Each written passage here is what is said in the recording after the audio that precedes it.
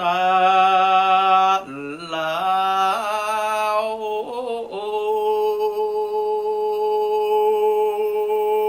อยู่คอนคอนเปื่อวางเอาบนอันเป็นโกสอนจงใต้มาบันดลนากุศลบุญเฮือเกกลา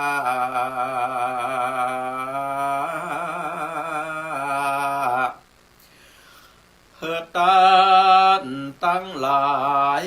ตั้งออกตั้งใจฟังธรรมไปอย่าได้จะตั้งใจหนอดี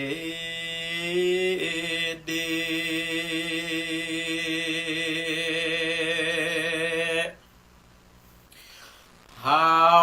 ตันตั้งหลายมาปั๊มเป็นบนในเจ้าวันนี้เปื่อเกิดปัญญา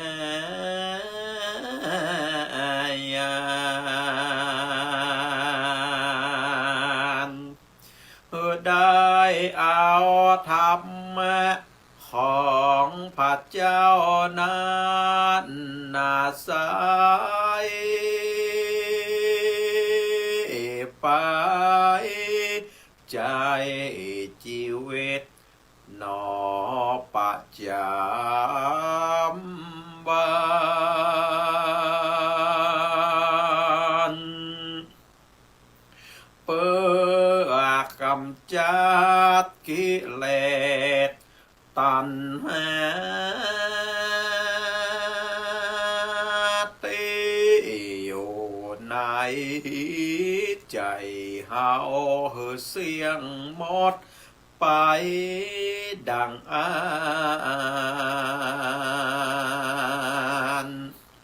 ก็จักได้ถึงสวรรค์และอมตะมหาเนลาปานนั้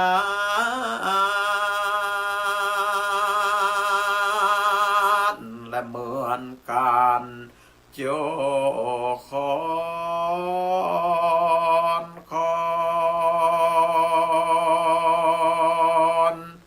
ก็เมดอยภากานดังนี้และเด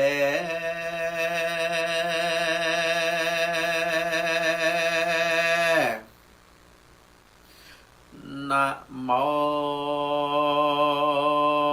ตัสสะภะคะวะโตอะระหะโต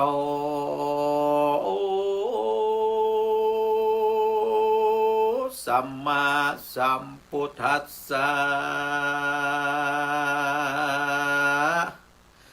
กาเลนะธัมมัสสะวะนังธัมมังกะละโมตะมันติ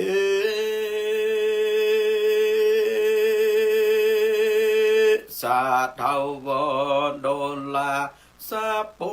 ลิสะตั้งหลายตั้งยิ่งใจหนุ่มเท่าที่ปากันมานั่งอยู่เฝ้าฟังธรรมมาติสนา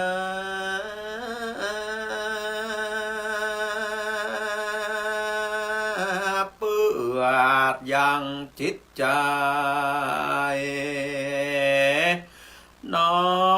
นำธรรมคำสอนขององค์สัมมาสัมพุทธเจ้าไปปฏิบัติใจตัวตาม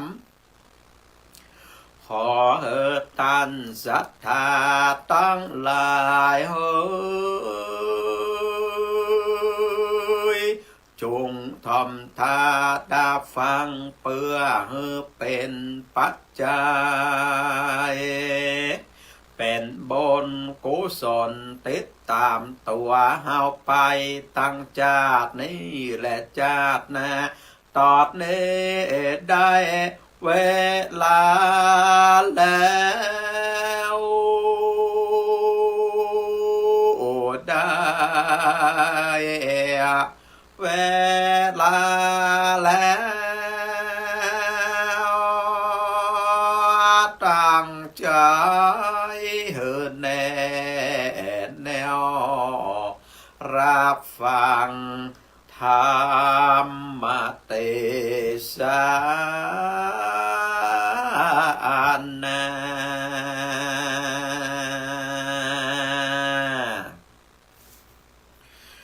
ขอกราบนอบน้อมปูจาเอาคุณแห่งองค์สมเด็จพระสัมมาสัมพุทธเจ้าพระสัทธรรมเจ้าพระอริยสังฆเจ้าเอาไว้เนื้อกระหม่อมจอมหัวกราบกล่าวว่าไวสาตั้งพระมหาเถรานุเถระเจ้าทุกโตทุกองค์ด้วยความเคารพเป็นอย่างสูงเจริญปอนเจริญจิตเจริญใจเจริญศีลเจริญโจกเจริญใจจงมีแก่ท่านบรรดาคณะศรัทธาญาติโยมนักศีลนักบุญพ่อแม่พี่น้องท่านผู้ฟังทั้งหลายตึงยิงตึงใจตึงหนุ่มตึงเท่าว่าเรากาดบัดนี้อาตมาภาพพระมหาสมชาตินันทธรรมิโกเจ้าอาวาสวัดหนองยาวตำบลเวียงอำเภอเวียงป่าเป้าจังหวัดเจียงไฮ้จักได้น้อมนำพระราชธรรมเทศนาอันเป็นคำสั่งคำสอนขององค์สมเด็จพระจินวรสัมมาสัมพุทธเจ้าได้มาสำแดงเทศนาธรรมผ่านไปตั้งสถานีวิทยุคลื่นสีขาวในตอนเจ้าของวันเสาร์ที่18 เดือนมกราคม พุทธศักราช 2568 ปีใหม่แก้วเข้ามาแล้ว18 วันละสตาญาติโยมเวลานี่มันตึงโวยแต่เนอเวยขนาดเนาะสตาญาติโยมพ่อแม่พี่น้องท่านผู้ฟังทั้งหลายกำเดียวอายุของหมู่เฮาทั้งหลายก็เท่าก็แก่ไปตึงวันเวลากืนกินสรรพสัตว์กืนกินชีวิตของสรรพสัตว์ทั้งหลายที่อยู่บนโลกนี้เท่าไปติ๊กความตายก็ลอยอยู่ทั้งหน้าติ๊กเว้ขนาดแล้วก็บอกว่าจะตายกันเมื่อใดณเวลาใดเอาบุญเป็นสรณะติจังติเปิ่งของจิตของใจบุญมดก็มดบุญบุญบ่มดก็กระทำคุณงามความดีต่อไปฉะนั้นอย่าปล่อยให้เวลาในทุกวันอย่าปล่อยให้เวลาทุกวันว่างเปล่าโดยไร้สาระประโยชน์นะก็มาพบปะกับอาตมาภาพเนาะเป็นประจำทุกวันเสาร์ตั้งแต่เวลา6 โมงเช้าจนถึงเวลา7 โมงวันนี้มาจ้าประมาณ3 นาทีสุมาเตอร์เนอะสถาญาติโยมอินเทอร์เน็ตมีปัญหาเจ๊ะนะรู้สึกว่าช่วงนี้ ระบบส่งสัญญาณอินเทอร์เน็ตอะไรอย่างต่างๆนี่เจ้าไม่นะศรัทธาญาติโยมค่อนข้างที่จะคัดข้องบางครั้งก็หมุนติ้วติ้วติ้วอย่างนั้นบ่โหว่าจะเนี่ยอะไรอย่างไรก็เป็นไปตามระบบของมันนั่นเนาะอนุโมทนาบุญศรัทธาญาติโยมพ่อแม่พี่น้องทั้งหลายที่สดับรับฟังทางเฟซบุ๊กพระมหาสมชาตินันทธรรมิโกวัดหนองยาวนะแล้วก็โมทนาบุญศรัทธาญาติโยมติดตามทางวิทยุทางช่อง YouTube วัดหนองยาวก็ดีนะเอาละเพื่อบาฮือเป็นการเสียเวลานักหลายนะวันนี้เป็นธรรมะบรรยายเนื้อศรัทธาญาติโยมจะมาโอ้ถึงเรื่องของความโกรธนะคนเฮานั้นศรัทธาญาติโยมท่านผู้ฟังทั้งหลายจะมีความโกรธได้นั้นก็จะต้องมีสิ่งที่ยั่วยุเฮาคือมันโคตรจู่ๆนี่เขาจะโคตรคือมันนั่นเป็นไปบ่ได้จะต้องมีสิ่งที่เร้าสิ่งที่มากระทบตาหูจมูกลิ้นกายใจก็คือทวารทั้งหกของเขานั่นนะสิ่งใดสิ่งหนึ่งก็เลยทำมือเฮาโกรธความโกรธนั้นศรัทธาญาติโยมเป็นกิเลสตัวหนึ่งกิเลสตัวใหญ่บาเล็กบาเล่นนะที่มันอยู่ในใจของเฮานี่โต้มีเหมือนกันทุกคนเมื่อภัยโคตรขึ้นมาสามารถที่จะทำอันตรายกับคนและสัตว์ทั้งหลายได้ล้มได้ตายได้เจ็บก็เพราะว่าความโกรธก็เพราะว่ากิเลสตัวนี้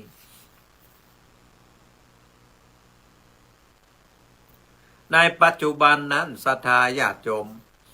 เมื่อมีคนพยายามตั้งใจยั่วให้เฮาโกรธนะอาจจะด่าทอเฮาด้วยคำถามที่ว่าปัญญาอ่อนพ่องก็ดีการอู้จาดูถูกเหยียดหยามเฮาก็ดีอู้จาเน็บแนมเฮาก็ดีหรือว่าติฉินนินทาเฮาก็ดีหรือว่าด่าเฮาก็ดีนี่นะศรัทธาญาติโยม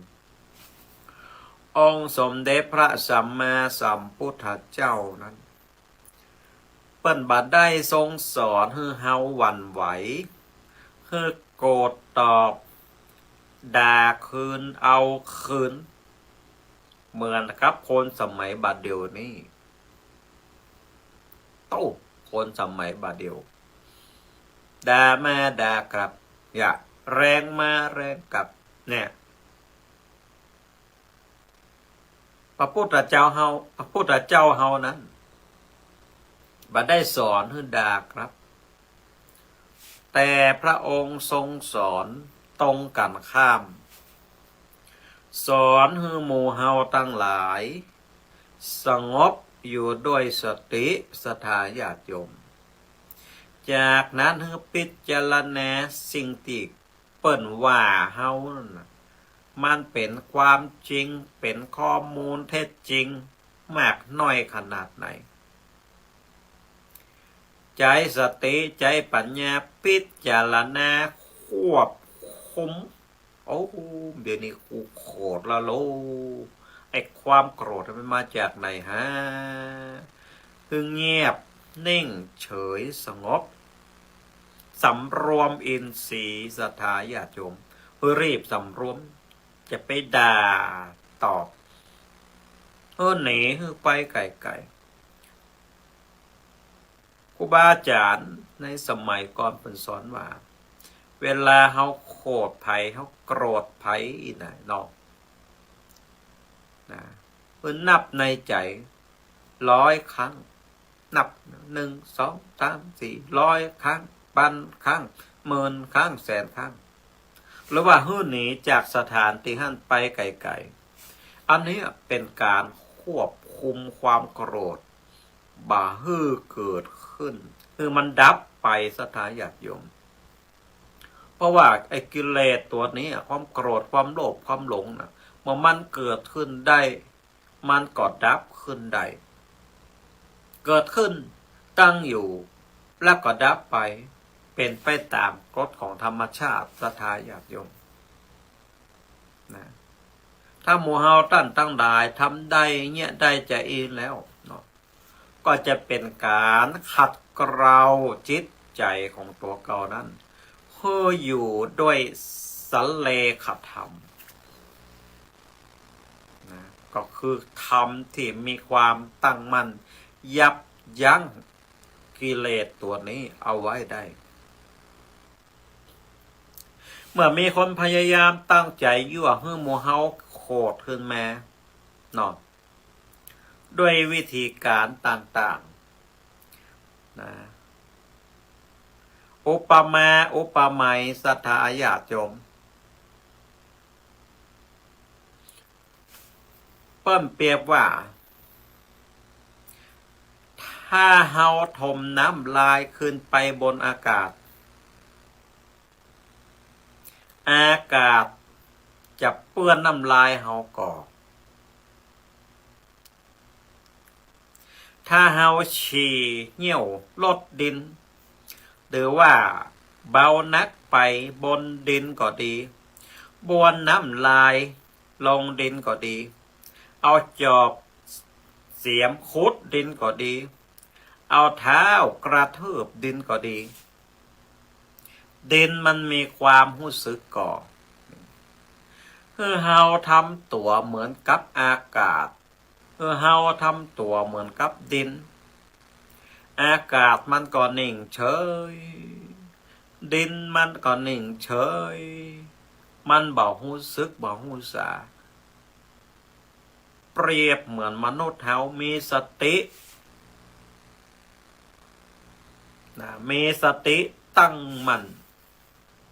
อยู่ในอารมณ์นั้นๆพิจารณาหันความโกรธว่ามันเป็นกิเลสตัวร้ายมันกำลังเล่นงานเฮาละบัดเดี๋ยวนี้อยู่นะเฮาตั้งหลายจงมีสติทำกายทำใจให้เหมือนดังอากาศทำกายทำใจให้เหมือนดังดินทำกายทำใจให้เหมือนดังน้ำถึงแม้ว่าเปิ้นจะ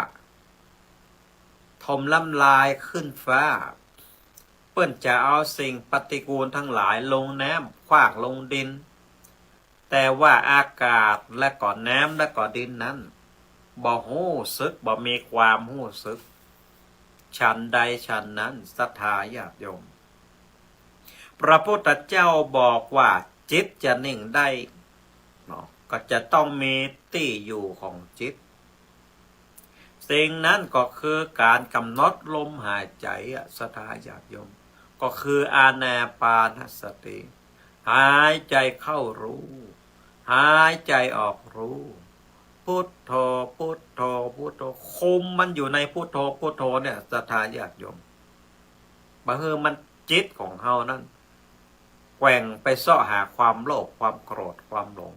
บางทีมันวันใบบางทีมันโยกโครงเครงนะเป็นจะอีกเมื่อจิตของหมู่เฮาตั้งหลายสงบบักโกรธบัโลภบัหลงแล้วก็จะเป็นตัวชี้วัดได้ว่าจิตของเฮานั้นได้รับการฝึกฝนและก็คัดเกลามานักน้อยขนาดไหนนี่เอาลองสังเกตจิตของเฮาดีๆใจของเฮาดีๆเนอะศรัทธาญาติโยมเฮาเปิ้นว่าเฮาแม่เฮาด่าตอบเลยว่าตอบเลยนี่โอ้แสดงว่าจิตใจของเฮานั้นยังบ่ได้รับการพัฒนาเท่าที่ควรเฮาควบคุมตัวเก่าควบคุมอารมณ์บ่ได้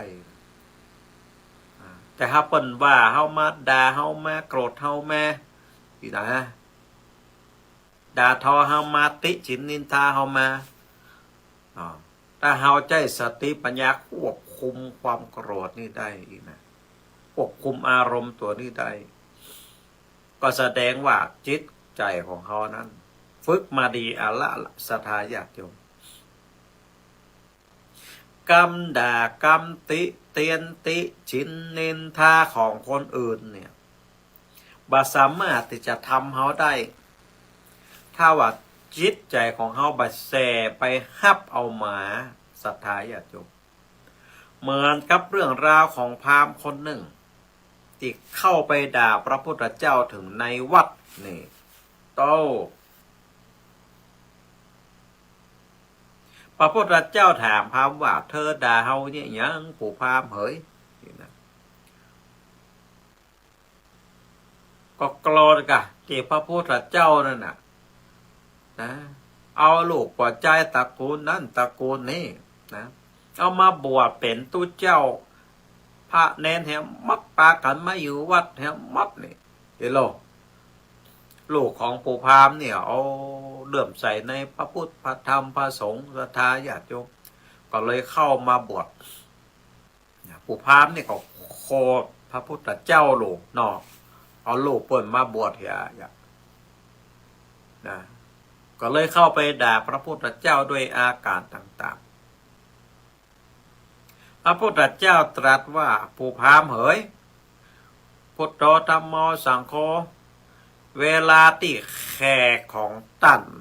มาแอวหาตั้นเอาสิ่งใดไปตอนฮับแขกเอโลถ้าสมมติว่าแขกคนนั้นมาฮับเอาของนั้นของสิ่งนั้นที่ท่านเอามาต้อนรับนั้นจะเป็นของไผปู่พราหมณ์ดักอยู่สักกรรมศรัทธาญาติโยมก็เลยตอบว่ามันก็ตกเป็นของเฮาน่ะกับพระพุทธเจ้าฮิโลนะพระพุทธเจ้าเลยตัดต่อไปว่าเช่นเดียวกันพราหมณ์เอ๋ยนะถ้าท่านด่าเราด้วยถ้อยคำที่หยาบคายถ้าเราไม่รับคำบริพาทนั้นคำด่าคำหยาบนั้นมันก็จะตกเป็นของท่านนั่นเองนะศรัทธาญาติโยมนะการที่คนใดคนหนึ่งนี่นะศรัทธาญาติโยมจะด่าคนอื่นได้นี่จิตใจของเขาก็จะเป็นอกุศลก็คือใจบดีเริ่มต้นก่อนนะเมื่อเกิดสิ่งที่บดีแล้วเขาก็จะหากรรมด่ากรรมติฉินนินทากรรมเล่าแน่จากขวัญออกต่างว่ามาต่างวาจานี่มันต้องกึดแหกก่อนจิตมันบัดดีมันต้องกึดออกไม่ก่อนแล้วก็อู้ออกมาทางปากแสดงว่าบุคคลคนนั้นเป็นคนที่มีวจีทุจริตและก็มโนทุจริตที่เฮาฮ้องว่าอกุศลธรรมนั่นเองศรัทธาญาติโยมเมื่ออกุศลธรรมสำเร็จแล้วนะจิตใจของคนที่ด่าเฮานั้นก็จะตกต่ำเศร้ามองขุ่นมัวตั้งแต่เริ่มกึดด่าแล้วศรัทธาญาติโยมท่านผู้ฟังทั้งที่ว่ายังบ่ได้เอ่ยวาจาด่าออกมาด้วยซ้ำนะศรัทธาญาติโยมแต่ว่าสภาวะจิตใจของคนนั้นก็ตกอยู่ในอกุศลธรรมทันทีปนฮ้องว่าจิตกำลังตกอยู่ในคติของนรกก็จะมีจิตใจที่รุ่มร้อนนะเป็นเดรัจฉานนะเป็นหมูเป็นแมวเป็นกาเป็นไก่ก็ห่างไกลจากความสุขเป็นอสุรกายก็คืออาการติบดีบังแงมสังเกตพอกาศรัทธาญาติโยมคนติดด่ากันว่าการอันนั้นอันนี้นี่โอ้กิริยาอาการที่แสดงออกมาเหมือนเปรตเหมือนอสุรกายเหมือนสัตตะเดรัจฉานนี่พ ระพุทธเจ้าได้เปรียบเอาไว้นะพระพุทธเจ้ายังสอนให้หมู่เฮาตั้งหลายนี่นะพิจารณากรรมโอ้ของบุคคลติเตียนติชินนินทาเฮานะว่าเป็นกรรมแต้หรือบัตรแต้พระพุทธองค์ก็ทรงสอนให้ปฏิบัติต่อกรรมเหล่านั้นบ่ให้ไปโกรธตอบหรือว่าพุ่งชนนี่ตามดังพระพุทธพจน์ว่าดูก่อนภิกษุทั้งหลายคนเราอื่นอาจกล่าวติเตียนเราติเตียนพระธรรมติเตียนพระสงฆ์ท่านทั้งหลายไม่พึงผูกคาดผูกอาฆาตขุ่นเคืองไม่พอใจในบุคคลเหล่านั้นเพราะว่าท่านทั้งหลายโกรธเคืองหรือไม่พอใจในบุคคลที่ติเตียนเราติเตียนพระธรรมติเตียนพระสงฆ์อันตรายเพราะความโกรธเคืองนั้นก็จะพึงเป็นของท่านทั้งหลายเองท่านก็ศรัทธาญาติโยมถ้าเฮาโกรธไผเฮาด่าไผกำโอกำจ๋าที่เฮาด่าไปนั้นตกเป็นของเฮาหมดศรัทธาญาติโยมปัจจัยเป็นของไผอกุศลธรรมบาปกรรมอะไรอย่างต่างๆตกเป็นของเฮาหมดเพราะฉะนั้นกรรมนี้ไผด่าเฮาไผว่าเฮาไผนินทาเฮาจะไปโกรธเปิ่นจะไปว่าด่ากลับเปิ่นเงียบเน่งเฉยระงับความโกรธด้วยสติด้วยบุญศีลบุญทานที่เฮาได้กระทำปั่มเปงแม่ศรัทธาญาติโยม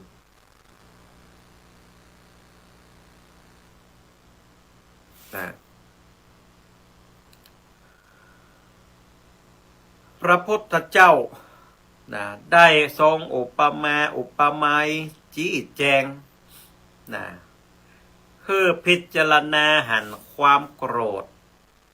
คือพิจารณาหันข้อเท็จจริงข้อที่ไม่เป็นจริงกับคนติเตียนพระพุทธพระธรรมพระสงฆ์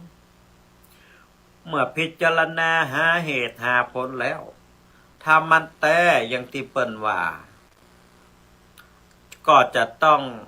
นำมาพิจารณาแก้ไขคือเกิดสิ่งดีๆคือเกิดขึ้นกับตัวเฮาศรัทธาญาติโยมแต่ถ้ามันบัดแต่ก็ทิ้งกว้างไปบัดต้องทุรนทุรายบัดต้องไปใส่ใจบัดต้องไปสนใจเอาใจของเฮานั้นอยู่กับลมหายใจพุทโธพุทโธพุทโธพุทโธพุทโธพระพุทธองค์สอนให้หมู่เฮาได้พิจารณา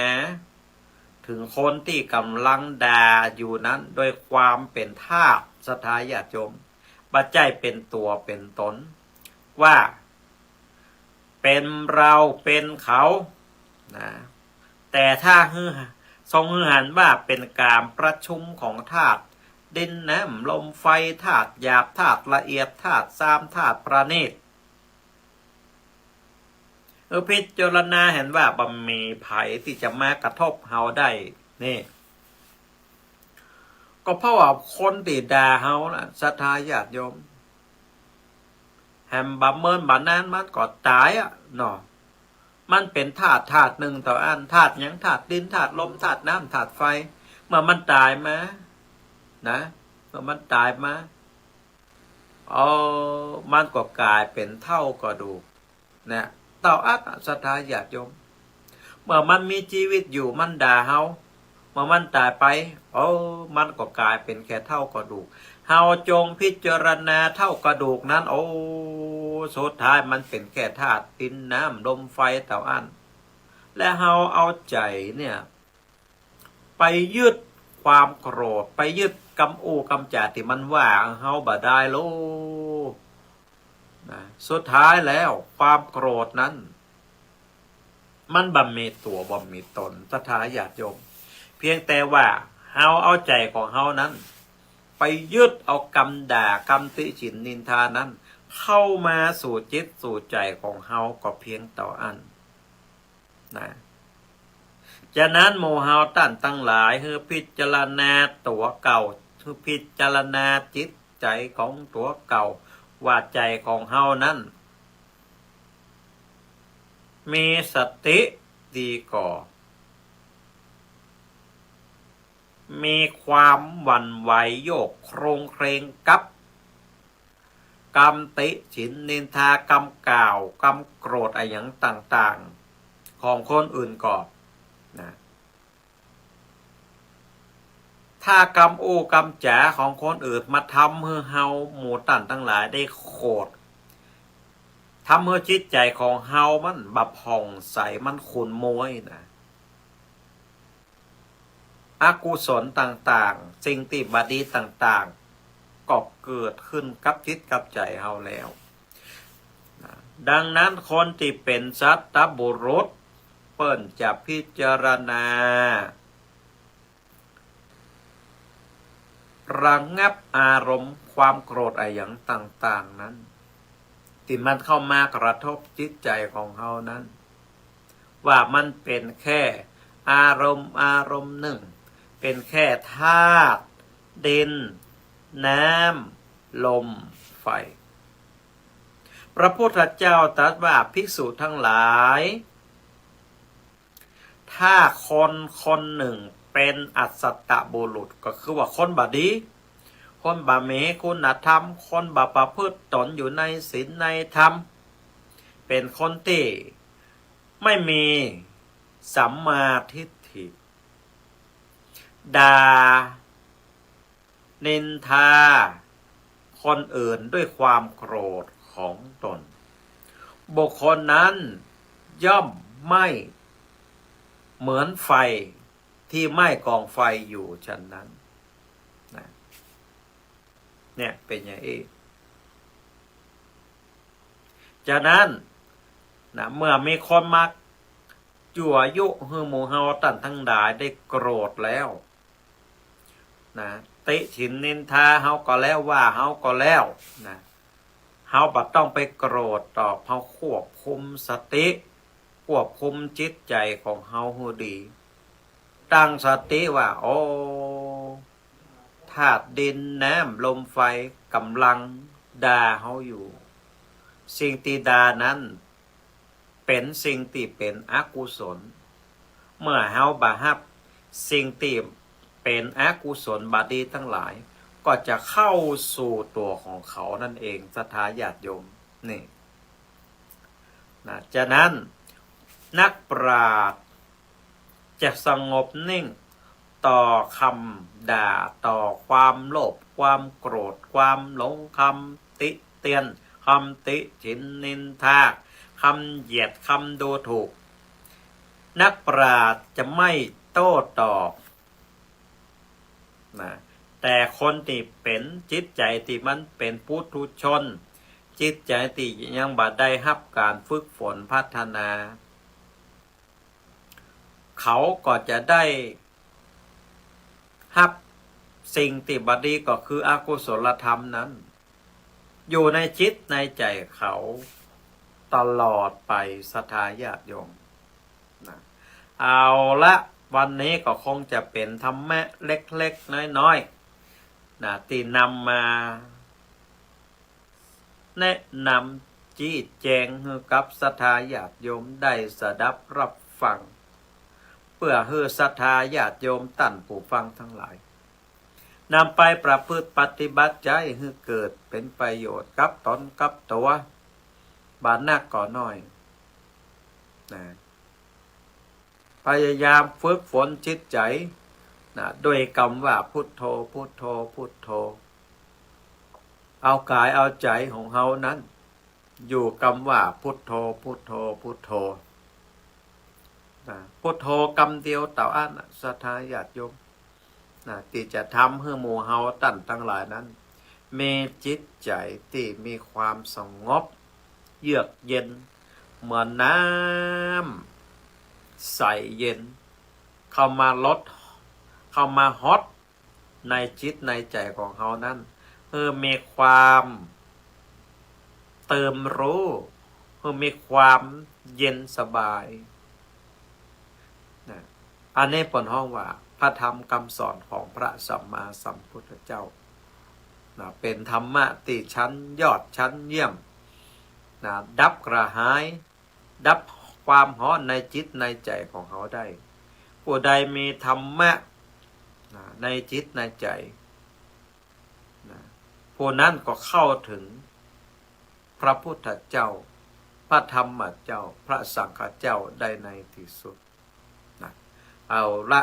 นะอาตมาภาพก็แสดงธรรมะบรรยายเป็นระยะเวลา40 นาทีแล้วต่อไปก็จะขอบอกข่าวสารงานบุญสักเล็กสักน้อยเนอะก่อนที่จะรับสายโทรศัพท์แน่ไม่นะจากศรัทธาญาติโยมพ่อแม่พี่น้องท่านผู้ฟังทั้งหลายนะวันที่5 กุมภาพันธ์เดือน5ออก8 ค่ำพุทธศักราช2568ที่จะถึงนี้ทางคณะศรัทธาวัดหนองยาวจะได้มีการจัดงานทำบุญประจำปีนั่นก็คืองานทำบุญประเพณีสงน้ำพระธาตุเจดีย์ศรีวิทูลของวัดหนองยาวพิธีนี้จะมีพิธีสืบโหราจาตาหลวงบ้านวัดและก็โรงเรียนร่วมกันทั้ง3 ฝ่ายแถมอย่างหนึ่งเพื่อเป็นการอุทิศส่วนบุญส่วนกุศลนะไปหายังเจ้าภาพเจ้าศรัทธาที่เปิ่นได้เป็นเป็นประธานในการสร้างพระธาตุเจดีย์องค์นี้ขึ้นมาเพราะว่าเปิ่นเป็นประธานสร้างเจดีย์องค์นี้เจดีย์องค์นี้ยังบัดตันแล้วเตือศรัทธาญาติโยมเปิ่นก็ได้ล้มหายตายจากไปก็ละไว้ซึ่งคุณงามความดีก็คือพระธาตุเจดีย์องค์นี้1 องค์ที่ปฏิสถานตั้งอยู่ที่วัดหนองยาวนะเพราะฉะนั้นก็ขอเชิญชวนศรัทธาญาติโยมพ่อแม่พี่น้องท่านผู้ฟังตั้งหลายตึงคนยิงคนใจตึงหนุ่มตึงเท่าเนาะได้เข้ามาร่วมทำบุญโดยพร้อมเพรียงกันที่วัดหนองยาวในวันที่5 กุมภาพันธ์พุทธศักราช2568ตั้งแต่เวลา 9 โมงเป็นต้นไปนะมาสืบจาตาหลวงห่วมกันไปจะมาทำบุญโฮงทานห่วมกันก็ดีนะไปจะมาฝึกจิตฝึกใจนะด้วยการนั่งฟังธรรมนะด้วยการนั่งฟังพระเจ้าประสงค์สาธยายธรรมนะสืบโหราจาตาหลวงก็มาห่วมกันได้นะมาสร้างเนื้อนาบุญห่วมกันนะมาสร้างปารมีธรรมห่วมกันนะก็จะได้หู้จักมักคุ้นกันไปโดยนะก็จะเป็นการเผยแผ่พระพุทธศาสนาห่วมกันสร้างบุญสร้างกุศลห่วมกันเกิดจากหน้าก็จะได้ปะกันแหมอย่าศรัทธาญาติโยมเจอเนอะในวันที่5 กุมภาพันธ์ 2568ที่วัดหนองยาวเชิญชวนศรัทธาญาติโยมตามวัดเหนือวัดใต้เนาะอำเภอใกล้ๆกันที่นี่ก็ดีวังเหนือก็ดีแม่สวยก็ดีหรือศรัทธาญาติโยมที่อยู่ตั้งเชียงใหม่ลำพูนลำปางแป่นั่นเนาะอยากใครหันวัดหนองยาวอยากใครหู้จักตุเจ้าวัดหนองยาวตนได้ฮะเนาะก็มาแอวหากันได้เนอะโยมป่อโยมแม่เมารถเมาลากันแม่มาแอวเนาะอยู่กับที่กับตางกับบ้านกับจองเกาะคงจะก่ายจะแกนมาแอวมาพอวัดเปิ่นวัดตันมาห่วมทำบุญทำกุศลห่วมกันอันนี้ก็ขอเชิญชวนศรัทธาญาติโยมพ่อแม่พี่น้องต ท่านผู้ฟังทั้งหลายนะเอาละต่อไปก็ จะฮับสายแน่ไหมนะศรัทธาญาติโยมที่อยู่ตั้งบ้านตั้งจองที่สดับรับฟังตั้งสถานีวิทยุเนาะเบอร์โทรศัพท์วัดหนองยาว082 049 6971 082 049 6971หับสายหน้าไม้แล้วอยู่ที่ไหนเจียงใหม่เจียงไฮ้ลำพูนลำปางแป่น่านพะเยาจะยะปากกาดเมืองแม่สวยก็เมืองน่านเนาะก็โทรศัพท์มาได้082 049 6971สายที่หนึ่งโทรมาแล้วเจริญปอนจากทางยายหาไรจ้าพระอาจารย์เจ้าฟังยังเนอโอ้แม่จากทางยายนี่โทรมาจากแม่เลี้ยงเป็นต่อวังน้ำปลาอีกเจอเสียงกันหน่อยถ้าญาติโยมมันก็จะได้หูจักไม่ฟังไม่ฟังเนี่ยถ้ามหาตลาดเนอโมตนาบุญตัวอากาศหนาวของแม่ตั้งวังเหนือหนาวเจ้าจะได้ก่อฮับสาสุขภาพด้วยนะโยมแม่เฮือนเนอะแต่ก่อนแม่ก็อยู่เลี้ยงพ่อเป้าเหมือนกันเจ้าแต่บัดเดี๋ยวนี้ย่าไปอยู่วังเหนือได้กี่ปีล่ะได้หลายปีแล้วดีละอยู่ที่ไหนก็เป็นที่หั่นนะโยมแม่เนาะจ้าเอาละจ่าตุโมตนาบุญเนอจ้าตุเหมือนกันต่อไปแหมสายหนึ่งเจริญป้อนเจ้ากับภาษาเจ้าจากทางยายหาบ้านดินดำตำบลเทซอนอำเภอเมืองปานลำปางเจ้าเมืองปานลำปางบัดเดี๋ยวนี้มีวัดท่านกับมีวัดหนึ่งกำลังดังหน่อยแม่วัดอะไรอย่างก็เป็นวัดเก่าเนาะวัดไหนเจ้าเดี๋ยวก่อนเนอะอำเภอเมืองปานลำปางเขาก็จำชื่อมาได้สักวันจะไปเอวเขาหรอเป็นวัดที่มีวิหารเก่ากุฏิเก่าธาตุเก่านะโตแบบสมัยเก่าสมัยโบราณนี่แต่วัดนี้นี่ธาตุเก่าอยู่แต่ว่าผมวิหารบางนี่เป็นเก่าวิหารแบบเก่าแบบล้านนาเลยไหนแม่ต้องงามขนาดเลยวัดหยางหัวเนาะวัดหยางหัวเมืองปานในเดือนสักวันจะไปเซาะแอลพอเหรอจะได้ใจรวบแอลหายยมแม่ตัวเด้อจอมแอลวัดได้เก่าคันจินเลยได้เก่าคันเจ้าเอาละโมทนานะแม่ดูจ้าโตต่อไปแหมหนึ่งสายเจริญปอนไม่จ่าเจ้าฟันอยู่เลยเจ้าโยมแม่จากจังใยหามาจากบุรีจังหวัดลำพูนอำเภอลีจังหวัดลำพูนแนวก็หาตั้งปุ่นเจ้าหนาวเจ้าอากาศหนาวอย่างอีก็ฮักษาสุขภาพเนาะเจ้าเอาละจะได้กับโมตนาติดโทรมาฮือกำลังใจเนาะจ้าไม่จ่าจ้าตูต่อไปโทรศัพท์มาเรื่อย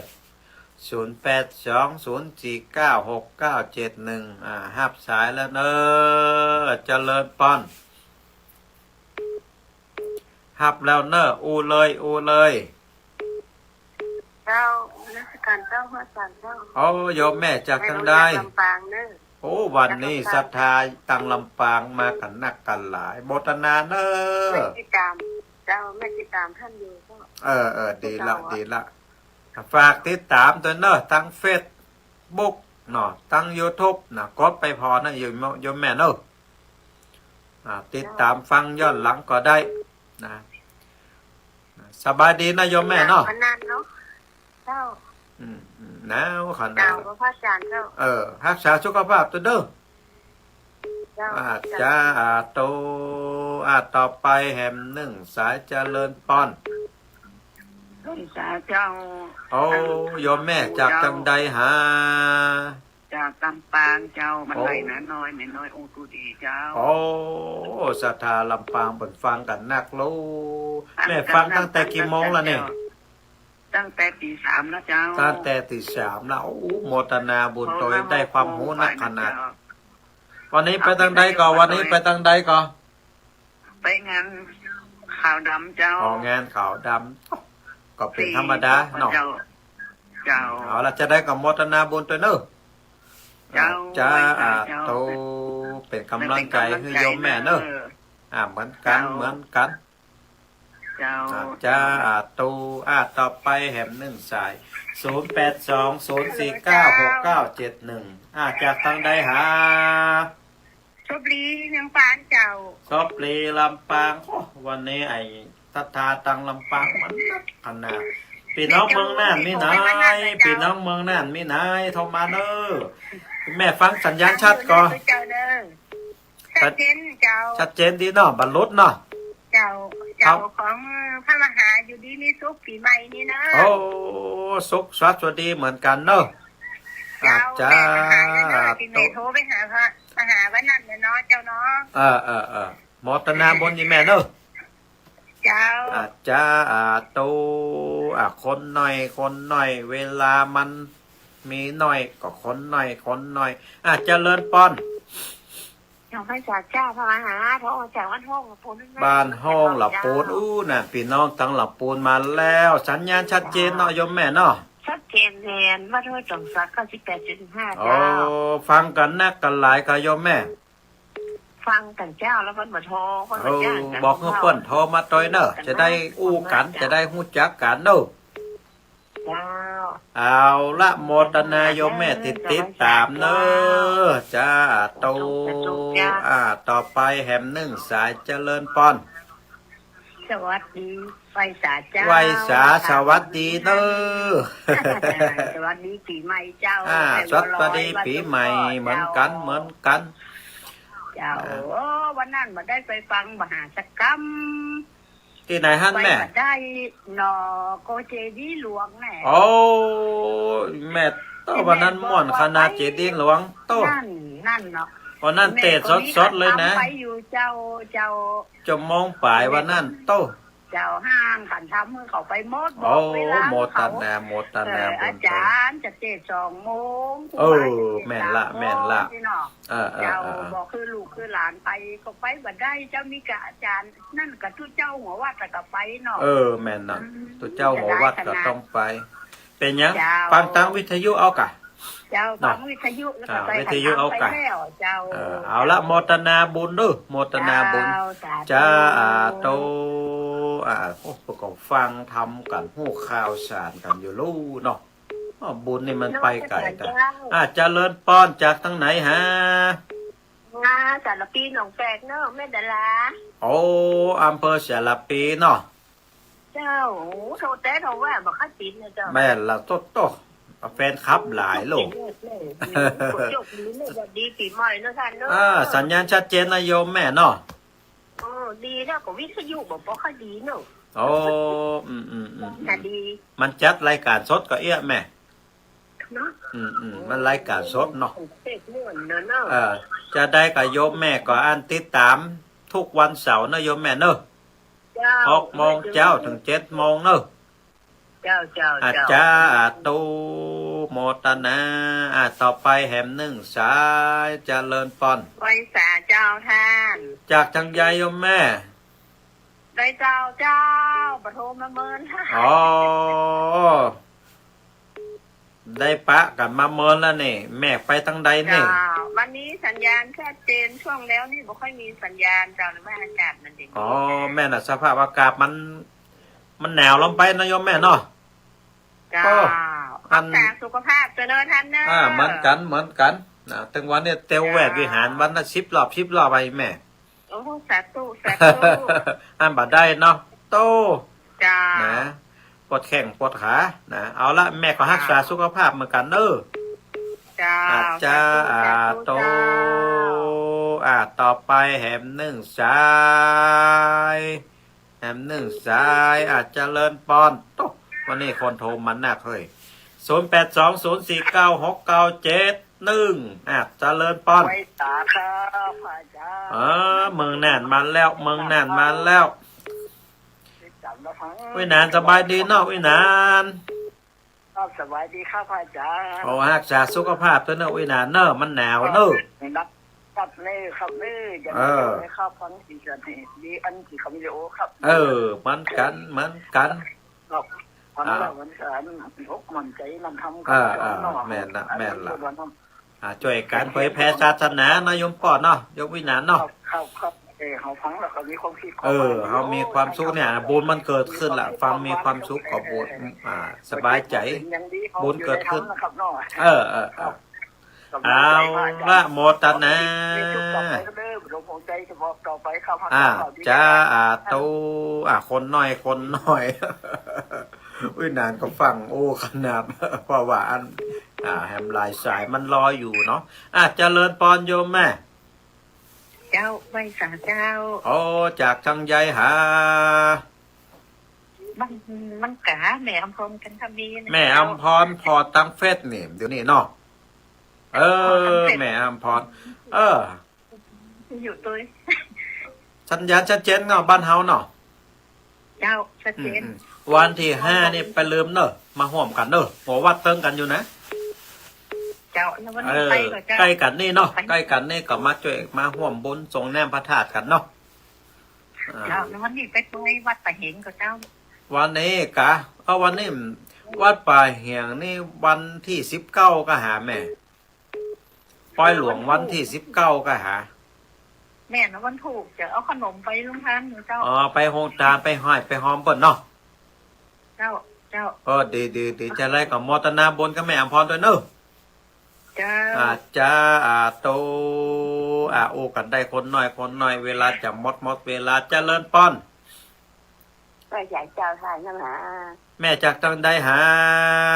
แม่จากอำเภอลีเจ้าอำเภอลีลำปูนสัญญาณชัดเจนหน่อยโยมแม่ชัดเจนดีเจ้าฟังตังใดนี่ฟังตังขึ้นยังฟังผู้สาวโทรมาติโทรบัตรดันเปิ่นเนาะหวังนักเนาะบาให้บาเดโตคือสีขาวเฮาคนมันนักอย่าคนเฒ่าคนแก่คนมีศีลมีบุญมันนักอีปล่อยแม่เนาะนักแกเอาละมตนายโยมแม่เนอะแม่ฝากให้กำลังใจอันเด้อส่งกำลังใจให้โยมแม่ตัวเนอะอยู่ดีมีชุกเนอะจ้าโต0820496971เหลือเวลาแหม5 นาทีสุดท้ายละไปจะโทรมาก็โทรมาได้ตอนนี้0820496971วันนี้โอ้มีคนโทรมานั่นหนักขนาดตั้งเฟซก็ฮับชมกันหนักขนาดนะโมทนาบุญศรัทธาญาติโยมติดตามทางเฟซบุ๊กทุกผู้ทุกคนตัวเนอะแล้วก็โมทนาบุญศรัทธาญาติโยมติดตามตั้งสถานีวิทยุทุกจ่องต่างของการส่งบุญในตอนมาเจ้าวันนี้ในตอนมาเจ้าวันนี้อาตมาภาพก็คงจะนำรายการมรดกธรรมกำเมืองของวัดหนองยาวจากลาศรัทธาญาติโยมไปแต่เพียงเท่าอี้ก็ขอบุญกุศลติโมเฮาตันทั้งหลายได้สดับรับฟังพระธรรมเทศนาในตอนมาเจ้าวันนี้และก็บุญกุศลที่อาตมาภาพเป็นผู้แสดงธรรมเทศนาในตอนมาเจ้าวันนี้จงเป็นบุญเป็นกุศลก้ำจูอุดหนุนคือศรัทธาญาติโยมทั้งหลายคือได้อยู่ดีมีสุขมีอายุมั่นขวัญยืนเกิดปรารถนาอย่างสิ่งใดสิ่งหนึ่งก็ขอให้สมดังกำแม่กำปรารถนาเหมือนกันกูคนเนอปะกันใหม่ในวันเสาร์หน้าตั้งแต่เวลา6 โมงเจ้าจนถึง7 โมงเจ้าเจริญปอง